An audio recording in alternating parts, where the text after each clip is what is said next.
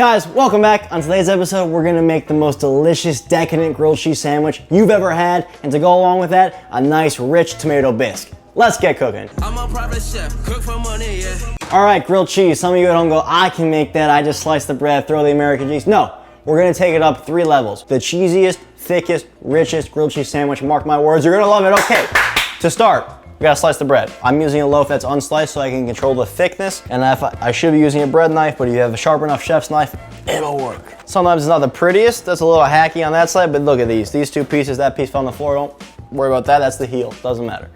To get started, I'm gonna take a bowl, unsalted butter, 2 or 3 tablespoons, that goes in there. Sharp cheddar cheese, I don't know, about a 1/4 cup. That's a little too much, a little less than that. I'll put the measurements below, I'll figure it out because I'm kind of just guessing. And then we're gonna flavor that nice. Little onion powder, little garlic powder, a little bit of Italian seasoning, and a little bit of cayenne pepper just for a slight little kick. Beautiful. Grab a spoon and just munch that down into a nice, smooth, cheesy, seasoned butter. Once you have your cheese butter, we're gonna take that and spread it on what will be the outside of our bread. So this is gonna go pan side down. This is not gonna be the pinnacle of health. You're not winning any awards with this one, but it's a grilled cheese sandwich, goddammit. If you're eating grilled cheese, you're not trying to be healthy in the first place. We are gonna flip these over. It's all right, the butter gets on your board, doesn't matter. There's enough butter on there, please, trust me. Now we add the cheese, Colby Jack, Gouda, provolone, but wait, sneak attack, surprise.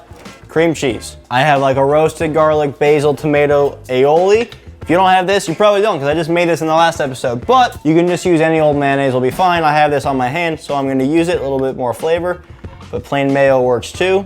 Do that the same little spice mix that we had going on before. Onion powder, garlic powder, a little salt, pepper. Get that cream cheese and mayonnaise mixed together. Go with a smear of this. We top it with our provolone cheese. Bread, butter side out, and that's gonna be an epic grilled cheese sandwich. We're gonna take a break from these. It's all prepped, ready to go.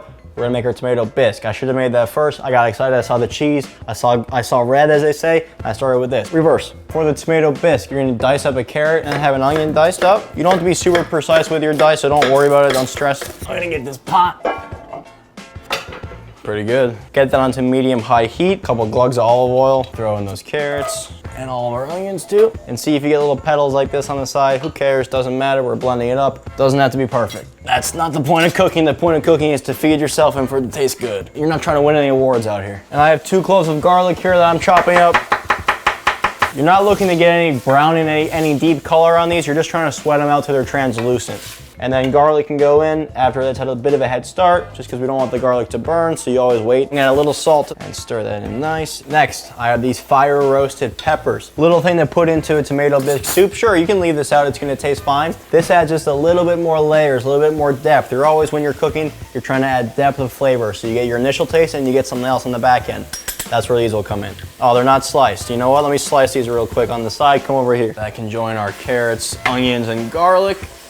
We're gonna go in with some tomato paste. And when you're adding tomato paste to anything, always clear some room in the pan itself so this has a chance to cook out before you mix everything in. So about a tablespoon or so of tomato paste. And the last thing I'm gonna add to really get that flavor of the tomato all the way through is a heaped tablespoon of sun-dried tomato paste. Come on, get excited. That's a good bisque. We'll go in with a can of fire roasted tomatoes. Juice and all, I'm gonna loosen it up with a little bit of water. I have some stock, but a little bit of water too, just to clean out that tin. And now chicken stock or vegetable stock, whatever you prefer. I have some lying around, some chicken stock, so that's what I'm using. Boom. Now I'm gonna let this simmer for 20 minutes. Da-da-da. It's like Rocky. Medium-low heat. Da-da-da-da-da-da. I think we're good. Let's get these in. Oh my God, these are f***ing huge.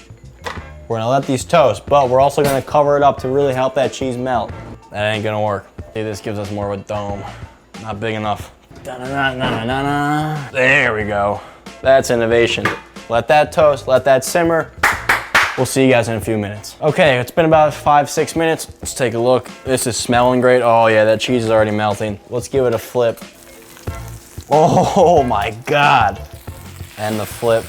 This thing is a behemoth. Look at that crust. You get that cheese crust. Tiny kitchen, big flavor. Everything's hot. All we're gonna do to this is blend it up. I have about a handful of fresh basil. Then we're gonna go in with about a 1/4 cup of fresh Parmesan cheese. And then last but not least, a little bit of heavy cream. One more blitz.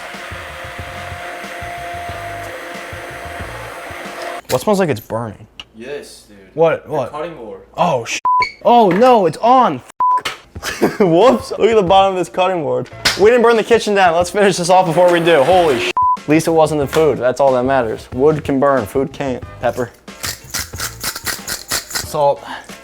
Beautiful. Grilled cheese is done. Holy shit. It's hot, it's sizzling. Gonna get the soup, the bisque into a bowl here. Little fresh basil on top. Now for the coup de grace, the cut. Listen, listen, listen, listen, listen.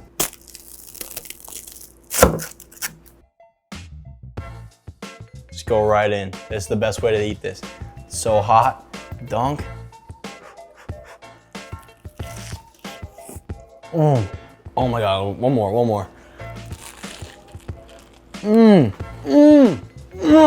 I should have waited, but I was too excited because it's so good. That's so much cheese. That's the ultimate pull apart grilled cheese with a fresh tomato bisque. Really hard to go wrong with that one, you guys. I'll see you next time. I'm Donnie. Peace.